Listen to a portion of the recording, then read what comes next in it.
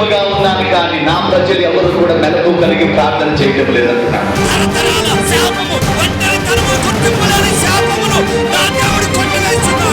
మన దేవుడు ఆశీర్వాదమిచ్చే దేవుడు, స్వస్థపరిచే దేవుడు, జ్ఞానమిచ్చే దేవుడు, బలమునిచ్చే దేవుడు, ఏ మేలు చేయక మానని దేవుడు. ఆయన ఎట్టివాడై ఉన్నారో మనము కూడా అట్టివారమే.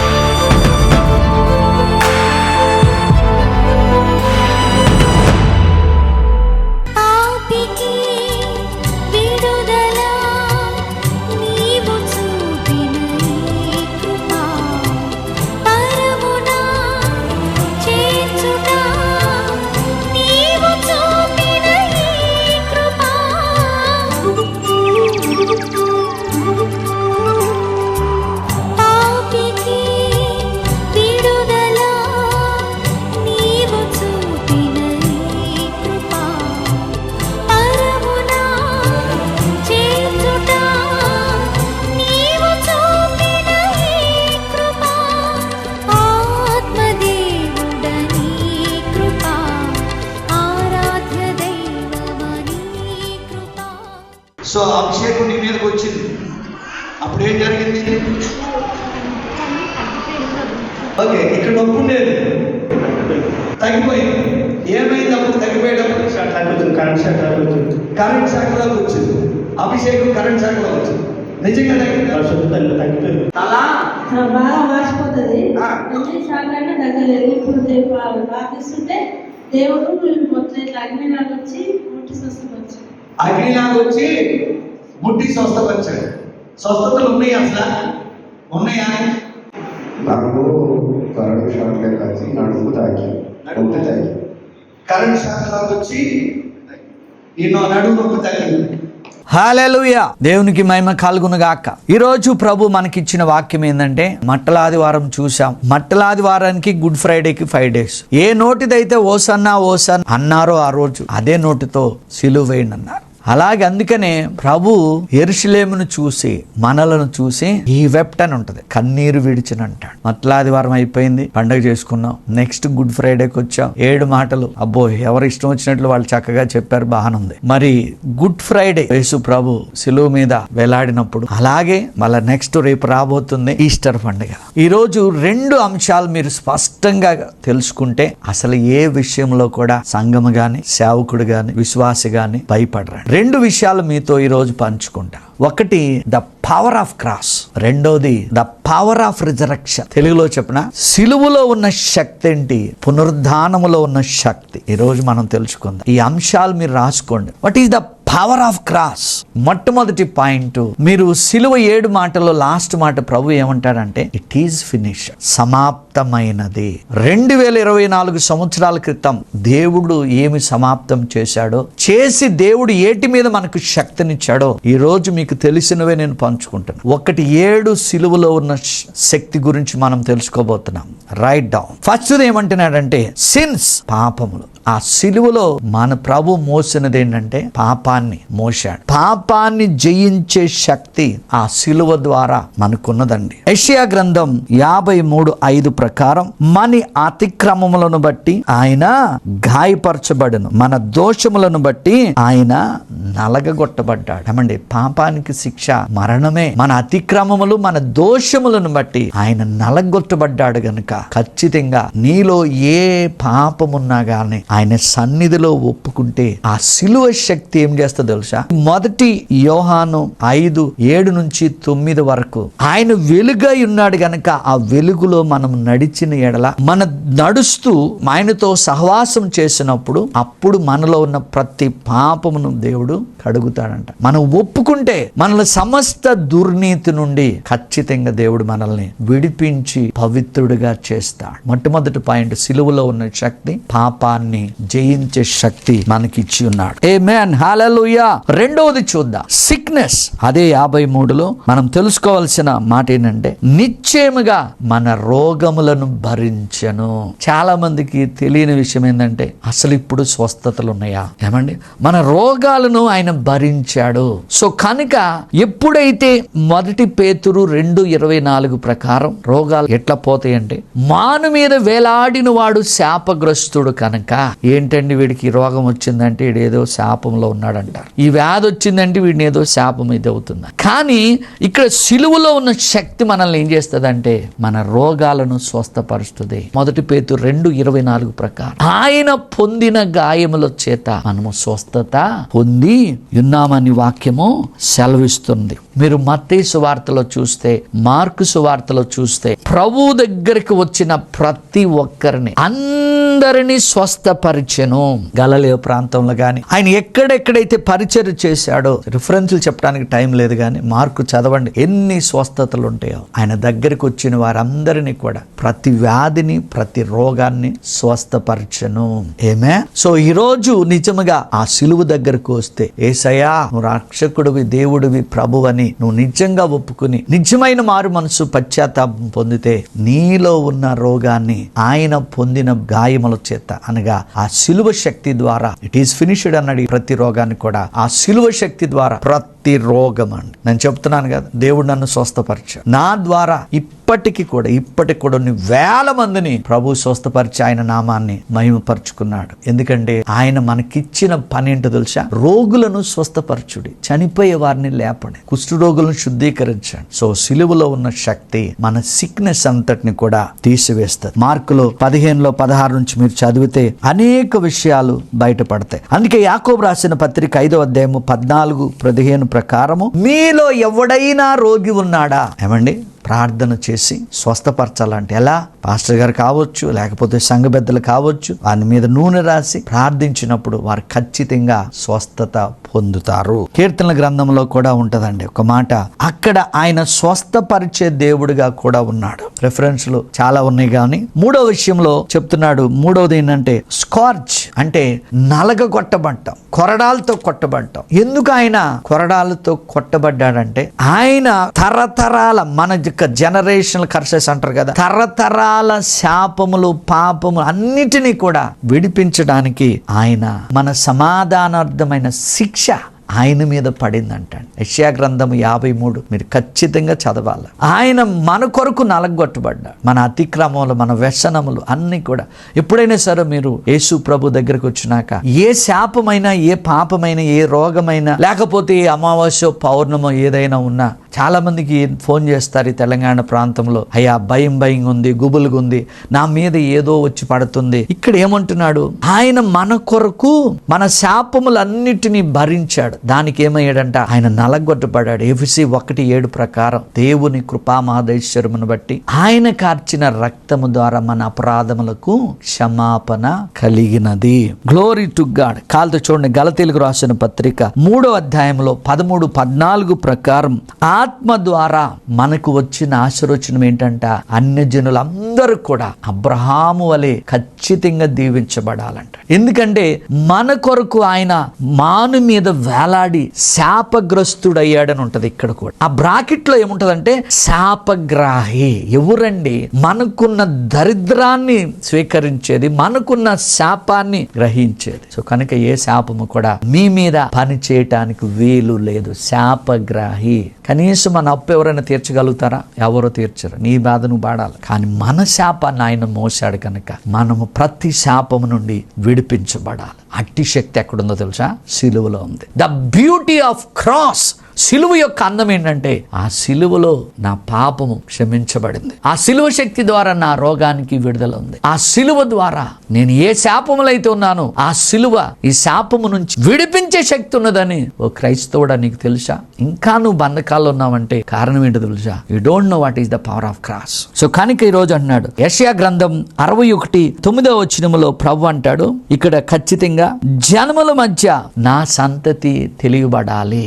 జనముల మధ్య నా సంతతి ప్రసిద్ధి చేయబడతారు. ఎందుకు? వారి రోగము నుండి, వారి శాపము నుండి, వారి పాపము నుండి వారు విడిపించబడతారు గనుక వారికి ఆరోగ్యం ఉంటుంది, వారికి ఆనందం ఉంటుంది, వారికి సమాధానం ఉంటుంది. ఇప్పుడు చెప్తున్నా, ఎప్పుడైనా సిలువ మీ కలలోకి వచ్చిందనుకో, ప్రభు మాట్లాడిన పాట సమాప్తమైనది. 4వది ఏంటి? మన శాపాన్ని కొట్టివేసే శక్తి ఆ సిలువకుంది. కావాలితే రోమా 8:1 ప్రకారం చదవండి. కాబట్టి ఇప్పుడు క్రీస్తునందు ఉన్న వారికి ఏ శిక్షా విధి లేదంటే, ఒక ఆమె ఫోన్ చేస్తుంది, అమావాస్య నాడు నాకు నిద్ర పట్టదండి, పౌర్ణిమ నాడు నాకు నిద్ర పట్టదంటే, వాటన్నిటిలో ప్రభు అంటాడు, నేను ఒక క్రొత్త ఆజ్ఞ ఇస్తున్నాను అంటున్నాడు. మీరు ఆయన కృపలో ఉంటే ఏ పాపము కూడా ప్రభుత్వము చెయ్యదు అంటున్నాడు. 4వది చూద్దాం. సారోస్. యెషయా 53:4 ప్రకారము ఆయన ఏమండి, ఈరోజు మనకి సమాధానం లేదు. ప్రతి విషయంలో కూడా మనం విచారిస్తూనే ఉంటాం. రోగము గురించి, బలహీనత గురించి, అతిక్రమాల గురించి, వ్యసనాల గురించి అన్నిటినీ కూడా ఆయన భరించాడు. యెషయా 53:4 ప్రకారం. కనుక ఎప్పుడు కూడా మనం దేని గురించి కూడా చింతించవలసిన అవసరం లేదు. 1 పేతురు 5:6-7 వచనాలు, మీ చింత యావత్తు ఆయన మీద వేయండి అంటున్నాడు. ఆ సిలువలో ఉన్న శక్తి మీ విచారములన్నీ కూడా కొట్టివేయబడతాయి ఆ సిలువ ద్వారా. అందుకని కీర్తనలు 147:3 ప్రకారం ప్రభు అంటాడు, గుండె చెదిరిన వారిని బాగు చేయవాడు ఆయనే. పాట కూడా పాడతాం కదా. సో కనుక ఏ విషయంలో నువ్వు గుండె చెదిరిపోయిందో, ఏ విషయంలో నువ్వు భయంగా ఉన్నావో, ఆ సిలువ శక్తి నీ విచారాలన్నీ కొట్టివేస్తుంది. దయచేసి నమ్మండి. ఈ 7 పాయింట్లో నువ్వు చేయవలసింది ఏంటో తెలుసా? ఒక్కటేనండి, total faith and total confidence you have to keep on Jesus. సంపూర్ణమైన విశ్వాసం, సంపూర్ణమైన నమ్మకం ఎవరైతే యేసయ్య మీద పెడతారో వారికి ఉన్న దుఃఖములన్నీ ఆమేన్. మీరు కావాలితే యెషయా గ్రంథంలో ఒక మాట ఉంటుంది, ఏంటంటే ఏమంటే దుఃఖముకు బదులుగా ఆనంద తైలమును దేవుడిస్తాడు. సో మీలో ఎంత దుఃఖమన్నా, ఎంత విచారమన్నా, ఆ సిలువ శక్తి అది ఆనంద తైలముగా మారుస్తుందండి. రైట్. 5వది చూద్దాం. సాతాను. ఈరోజు ఏ సమస్య వచ్చినా గానీ యేసు ప్రభు యొక్క సిలువ శక్తి సాతానును జయిస్తుంది. కొలసీలకు రాసిన పత్రిక 2:15 ప్రకారము అధికారులను, ప్రధానులను నిరాయుధులుగా చేసి బాహాటంగా పబ్లిక్ గా ఆ కల్వరి కొండ మీద వాడిని జయించాడండి. 1 యోహాను 5:4 ప్రకారం యేసే క్రీస్తు నమ్ము ప్రతివాడు ఏమండి విశ్వాస మూలంగా సమస్తాన్ని జయిస్తాడు. మనకు విరోధమున్నవన్నీ కూడా ఒక పత్రం మీద రాసి మేకులతో కొట్టివేశాడు. కనుక నువ్వు ఖచ్చితంగా, అందుకనే ప్రభు అంటున్నాడు లూకా 10:19 ప్రకారం, పాములను తేళ్లను త్రొక్కుటకు శత్రువు యొక్క బలమంతటి మీద అధికారం ఇచ్చాడంటే ఆ సిలువ ద్వారా ప్రతి ఒక్క సాతాను మీ పాదాల కిందకు వస్తుంది. ఏది ఎంత మాత్రమునో ఇది చేయదు. ఒకసారి మాట చెప్తా, ఒక పాస్టర్ గారు ఫస్ట్ టైం ఒక సైతాన్ని వెళ్ళగొడతాకి యేసు నామములో వెళ్ళమంటే వెళ్ళట్లేదంట. అప్పుడు ఆయన అన్నాడంట, మా అన్న యేసయ్య ఆ సిలువలో నిన్ను నీ పీక మీద కాలేసి తొక్కాడు కదా అనంగానే, ఈ విషయం ఎక్కడ చెప్పకో నేను వెళ్ళిపోతానన్నాడు. దేవునికి మహిమ కలుగునుగాక. సిలువ శక్తి ఏ సైతాన్నైనా మీరు ఖచ్చితంగా జయించగలిగి తీరుతారు. 6వది చూద్దాం. షేమ్, సిగ్గు. చూడండి యెషయా గ్రంథము 53:3 ప్రకారము కూడా మనం చేసిన ప్రతి ఒక్క పాపానికి మనము సిగ్గుపడతాం. అందుకనే రోమాలో 5:5 ప్రకారం పరిశుద్ధాత్ముడంట మన హృదయములో కుమ్మరించబడ్డాడు కనుక ఈ నిరీక్షణ మనల్ని ఎన్నడూ కూడా సిగ్గుపరచదు. యెషయా 53:3 మీరు ఖచ్చితంగా చదివితే ఆయనంట వ్యసనాక్రాంతుడుగా, మొత్తబడిన వాడుగా మౌనముగా ఉన్నాడంట. ఎందుకున్నాడు తెలుసా? ఆయన బాహాటముగా వస్త్రములు లేకుండా కూడా ఏదో ఒక చిన్న వస్త్రములాగా అక్కడ ఉంచారు. అది ఫిలింలో గాని అసలు నాకు తెలిసి అయితే దిగంబరుడుగా ఉండినట్టు ఉంటది. మరి ఈ రోజు నువ్వు వ్యక్తిగతంగా, పనిలో, వివాహం జీవితంలో ఏ విషయంలో నువ్వు సిగ్గుపడ్డా గానీ ఆ సిలువ శక్తి నీలో ఉన్న సిగ్గుని, అంటే అవమానానికి సిగ్గుకు బదులు రెట్టింపు ఘనత ఆ సిలువ శక్తి మీకు ఇచ్చునుగాక. ఆమేన్. హల్లెలూయా. 7వది చూద్దాం. 7వది ఏంటంటే స్కేర్సిటీ. ఈ రోజు క్రైస్తవుల్లో ఉన్న కొరత గాని, దరిద్రము గాని, ప్రతి దానిలో కూడా ఏది అడిగినా అది లేదు, ఇది లేదు అని మనం అంటాం. అందుకని రోమీలకు రాసిన పత్రిక 8:32 ప్రభు అంటాడు, నా సొంత కుమారుడు మీకు అనుగ్రహించాను, సమస్తమును మీకు నేను ఎందుకు ఇవ్వనంటున్నాడు. అదే విధముగా 2 కొరింథీ 8 9 ప్రకారం ప్రభు అంటాడు, ప్రభు అయిన యేసుక్రీస్తు కృపను మీరు ఎరుగుదురు కదా, ఆయన ధనవంతుడయ్యుండి మిమ్ములను ధనవంతుడుగా చేయుటకు దరిద్రుడాయను. నాకు నచ్చిన స్టేట్మెంట్ ఏంటో తెలుసా? యోహాను 10:10 ప్రకారం, నా గొర్రెలకు నేను సమృద్ధి అయిన జీవాన్ని ఇవ్వటానికి వచ్చాను. నీవు నేను ఆ సిలువ చాటు దగ్గరకు వచ్చి చేయవలసిన పని ఏంటో తెలుసా? ఆయన దొడ్డులోకి వెళ్ళి మేతమేసి బయటకు వచ్చి సువార్త మాత్రమే చెప్పాలి. సో ఏ కొరతున్నా, దీని భక్తుడైన దావీదు అంటాడు, యెహోవా మా కాపరి, మాకు లేమి కలగదంటాడు. ఈ 7 విషయాలు ఆ సిలువ శక్తి ద్వారా వెంటనన్నిటినీ మనం జయించవచ్చు.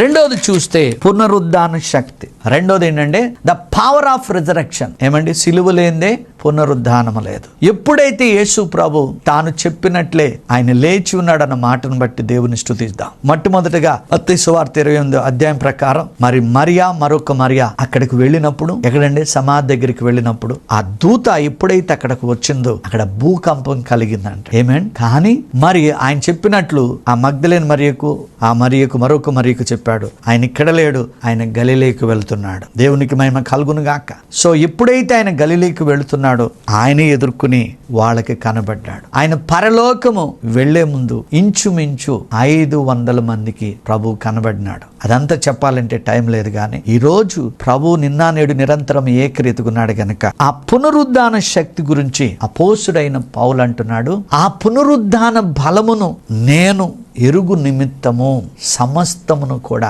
నష్టముగాను పెంటగాను ఎంచుకుంటున్నాను, క్రీస్తుతో పాటు సమానముగా శ్రమ అనుభవించాలని ఆశపడుతానన్నాడు. ఈ రోజు నిజంగా మనం ఎంత ధన్యులమో తెలుసా? ఆయన పునరుద్ధాన బలం మనలో ఎలా ఉందంటే పరిశుద్ధాత్మ రూపంలో మనలోకి వచ్చేసాడండి. అందుకే నేను చెప్తున్నాను కదా, క్రైస్తవుడు అంటే సామాన్య మానవుడు కాదండి, పరిశుద్ధుడు, నీతిమంతుడు, ఆయన వారసుడు అండి, ఆయన రాయబారి అండి, పరలోక ప్రతినిధిగా మనం ఉన్నాం కనుక ఆ పునరుద్ధాన బలమును మనం విడిచిపెట్టొద్దండి. అప్పుడు సైతాన్ అనుకుంది, ఈయన చంపేశాను కదా అనుకుంది, కానీ 3 రోజుల్లో శరీర రీతిగా ఉన్న నా ప్రభు, మన ప్రభు ఆత్మ రూపములో ప్రపంచమంతటిలో ప్రతి ఇంచులో కూడా ఎవరైతే ఆయన కావాలనుకుంటున్నారో వారిలోకి ఆయన శక్తి వచ్చి పాపమును శాపమును ఒప్పించి వారిని పవిత్రులుగా చేసి ఆయన వారసులుగా పునరుద్ధాన బలం చేసుకుంటది. ఆ తర్వాత పునరుద్ధానుడికి లేచిన 50 రోజులకి తన ఆత్మ రూపంలో భూమి మీదకి పెంతుకొస్తూ పండగ దినమును వచ్చి ఆ రోజు పేతురులో ఉన్న సమస్త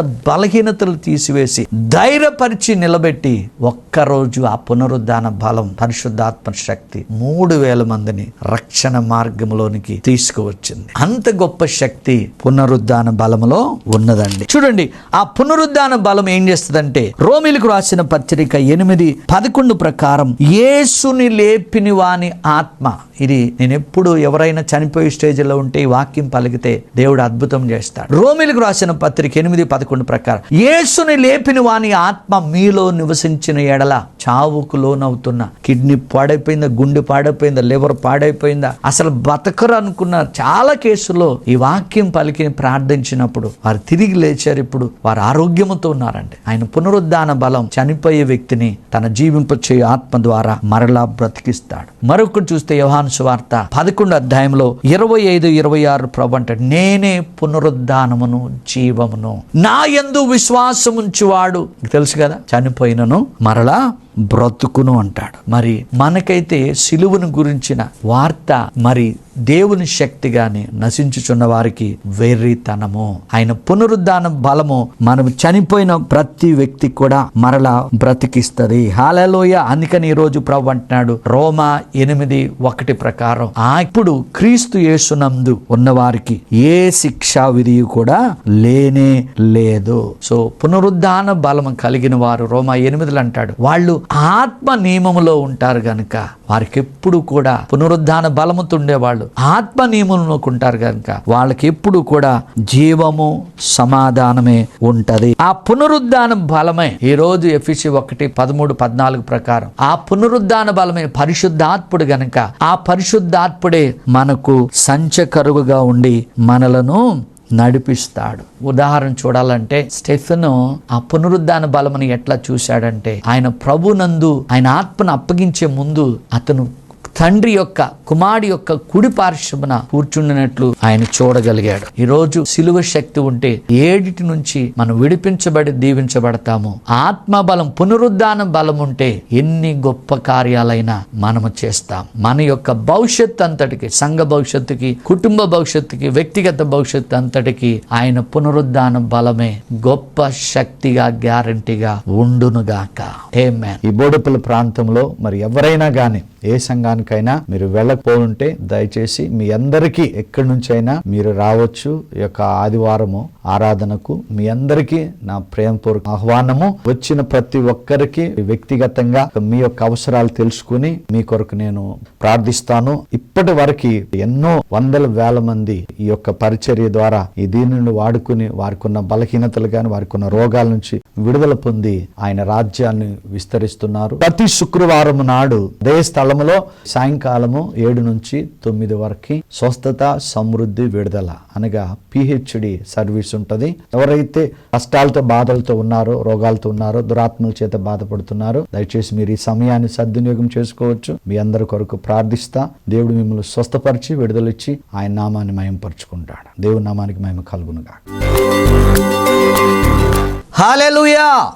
గడిచిన కాలములో, గడిచిన వారములో మన యేసయ్య చేసిన అద్భుతాలు తెలుసుకుని ప్రభువుని మహిమపరుద్దాం.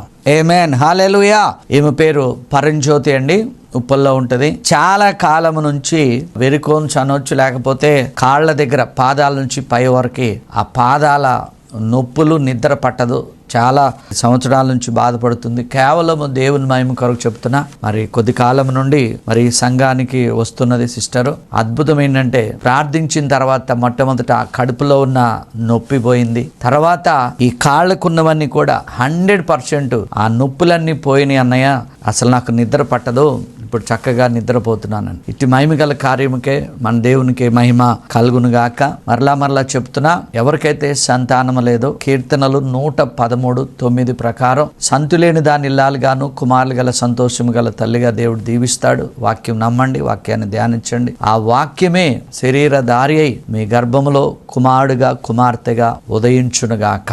ఆమేన్. ఈమె పేరు లావణ్య అండి. 4 years కన్సీవ్ అవుతుంది. ఏదో ఒక ప్రాబ్లం తో మరి ఇదైపోతుంది. ఇప్పుడైతే మరి ఆమె ఇంచుమించు ఒక 1 year నుంచి ఈ మన ప్రోగ్రాం చూస్తూ ఉండగా సాక్ష్యాలు చూసి బలపడి, అన్న ఈ తడవ ఎట్లయినా గానీ మరి నేను నా యొక్క గర్భం నిలబడాలి అన్నప్పుడు ఒక్కటే చెప్పా, నువ్వు కన్సీవ్ అయిన కాడ నుంచి డెలివరీ వరకు వారానికి ఒక్కరోజైనా మీరు ఫోన్ చేసి ప్రార్థన చేయించుకోండి. ఖచ్చితంగా దేవుడు కార్యం చేస్తాడంటే 1 week బ్యాక్ దేవుడు చేసిన మహా అద్భుతం ఏంటంటే, నేను ఫోన్లో కూడా చెప్పాను, అమ్మ ఖచ్చితంగా నీకు కుమారుడు పుడతాడని. శ్రేష్టమైన, ఆరోగ్యకరమైన, దీవెనకరమైన మరి చక్కటి బాబునిచ్చాడు, కుమారునిచ్చాడు. మరి ఇవాళ రేపు అంతేకాదు, ఎక్కడ చూసినా ఆపరేషన్స్ అవుతున్నాయి. మరి చెప్పిన రీతిగా మంచి నార్మల్ డెలివరీ, తల్లి బిడ్డ క్షేమంగా ఉన్నారు. ఎవరైతే సంతానం కొరకు ఎదురు చూస్తున్నారో మరి దీనుడు ప్రార్థించినప్పుడు ఇంచుమించు ఒక 7-8 మంది తల్లులకు నాకు తెలిసి వాళ్ళు లేట్ అయ్యారని బాధపడినప్పుడు వారికి కమల పిల్లలు కూడా జన్మించారు. ఫోన్ చేయండి, ప్రార్థన చేయించుకోండి. దేవుడు మీ కుటుంబాలు దీవించును గాక.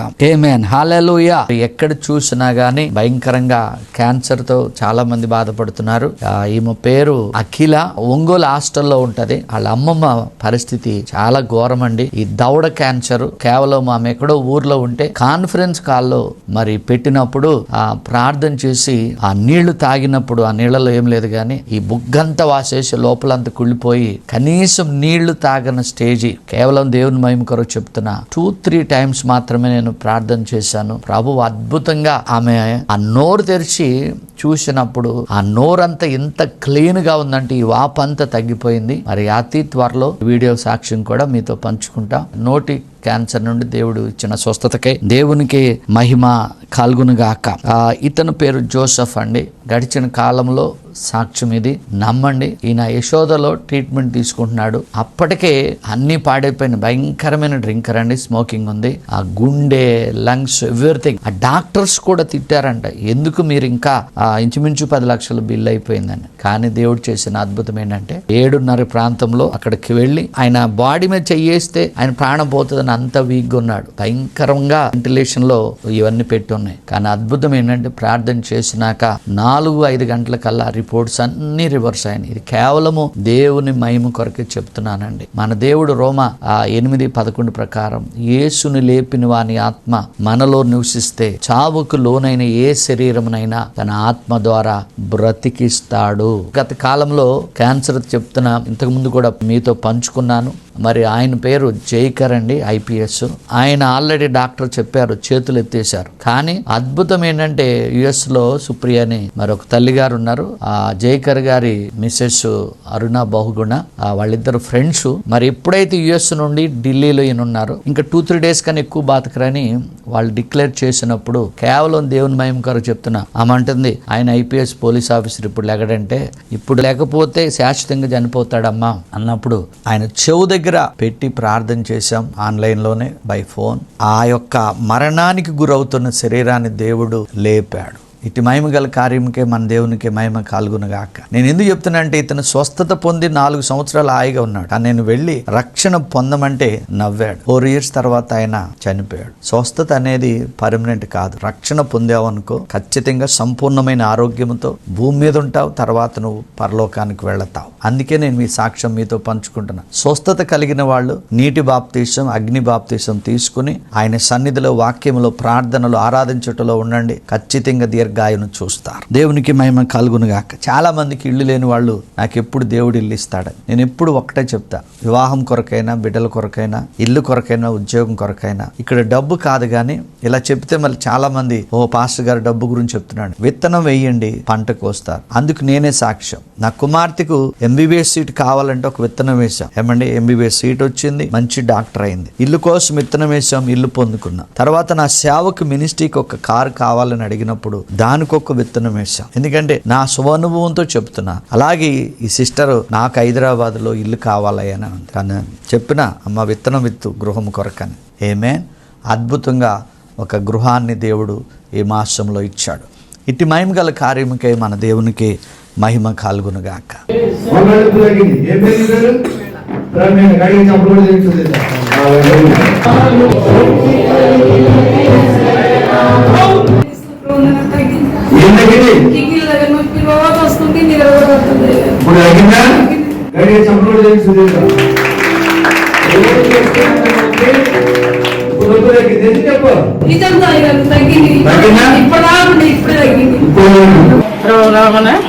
వందనాలు, అయ్యగారికి వందనాలు. నా సాక్ష్యం ఏంటంటే, అయ్యగారు మా ఆయన గారి ఇష్టంలో నేను ప్రార్థన చేయమని కోరినప్పుడు అయ్యగారు ప్రార్థన చేశారు. మా ఆయన గారికి గుండె ప్రాబ్లం వచ్చినప్పుడు, పడినప్పుడు ఆయాసం వచ్చి నొప్పి వచ్చింది. దాని ఇష్టంలో అయ్యగారిని ప్రార్థన చేయమంటే తైలముని వాటర్ పట్టుకోమన్నారు. ఆ విధంగా ప్రార్థన చేశారు అయ్యగారు.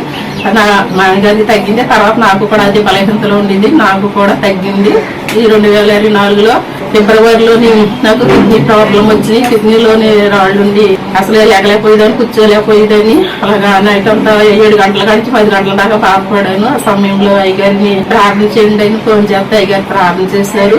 దాని విషయంలో నాకు ఆ రాత్రి ఎక్కువ తగ్గింది. హాయిగా నేను పడుకున్నాను. తెల్లారు లేగలేను అనుకున్నాను, కానీ చాలా బాగా లేచి పని చేసుకున్నాను. దేవుడు నా విషయంలో మేలు చేసినందుకు, అయ్యగారు ప్రార్థన చేసినందుకు కూడా అయ్యగారికి వందనాలు. పరమ తండ్రి, నీకు వందనాలు చెల్లిస్తున్నాం ప్రభువా. ఆ సిలువ శక్తి, పునరుద్ధాన శక్తి ఇప్పటి నుంచి నీ ప్రియ బిడ్డలను ఏలునుగాక తండ్రి. ఇప్పుడే నీ పునరుద్ధాన బలం నీ బిడ్డల మీద కుమ్మరించబడునుగాక. విశ్వాసము ద్వారా కృపచేతనే రక్షణ పొంది ఆత్మ బలముతో, ఆత్మ శక్తితో, ఆత్మలో వర్ధిల్లే భాగ్యం బిడ్డలకు దయచేయండి. ఈ కడవరి కాలములో నాయన సొసైటీలో జరుగుతున్న ప్రతి ఒక్క కలవరము నీ ఆత్మ ద్వారా అయా దూరపరిచి నీ ఆత్మతో నింపండి. అయా నీకు వందనాలు చెల్లిస్తున్నా. అయా నీకు వందనాలు. కొలసి 3, 15, 16, 17 వచనాల్లో క్రీస్తు వాక్యం మాలో సమృద్ధిగా ఉంటూ నువ్వు అనుగ్రహించు సమాధానంతో మనస్ఫూర్తిగా, ఇష్టపూర్వకంగా నీ ఆత్మ బలము కలిగి నీ కొరకు గొప్ప కార్యాలు చేసే భాగ్యం దయచేయండి. ఎవరైతే నాయనా అనారోగ్యముగా ఉన్నారో ఇప్పుడే నీ పునరుద్ధాన బలం వారి మీద కుమ్మరించబడి తల నుండి అరికాల వరకు సంపూర్ణమైన ఆరోగ్యవంతురాలుగా ఉన్నగాక. పునరుద్ధాన బలము ద్వారా కనని గర్భము కనునుగాక. పునరుద్ధాన బలము ద్వారా ఆటంకాలు తొలగించి వివాహాలు జరిగించండి, ఉద్యోగాలు దయచేయండి, గృహాలను అనుగ్రహించండి, సంఘాలను కట్టండి. నీ పునరుద్ధాన బలం ఆకర్షణతో నీవే దేవుడు అని, ప్రభువని, రక్షకుడని వారు ఒప్పుకుని నీ రాజ్య నివాసులుగా చేయమని, నీ రాకడ వరకు నాయన నీ పునరుద్ధాన బలం, నీ పరిశుద్ధాత్మ శక్తి మా మీద ఉంచి గొప్ప కార్యాలు జరిగించండి. ఈ ప్రోగ్రాం నిరంతరము కొనసాగుటకు నాయన సహకరిస్తున్న ప్రతి కుటుంబానికి నీ పునరుద్ధాన బలం బహుమెండుగా ఉండునుగాక. God bless you. ఆయన పునరుద్ధాన బలం మిమ్ములను ఏలునుగాక. ఆమేన్. మా చిరునామా Kepha Joseph Matta, miracle home, house number 2-108/35, road number 3, Siddhi Vinayaka Chittari Nagar, Boduppal, 5,92,000, Hyderabad, Telangana. Back side Shankaraiah function hall. మా ఫోన్ నంబర్ 9848195752.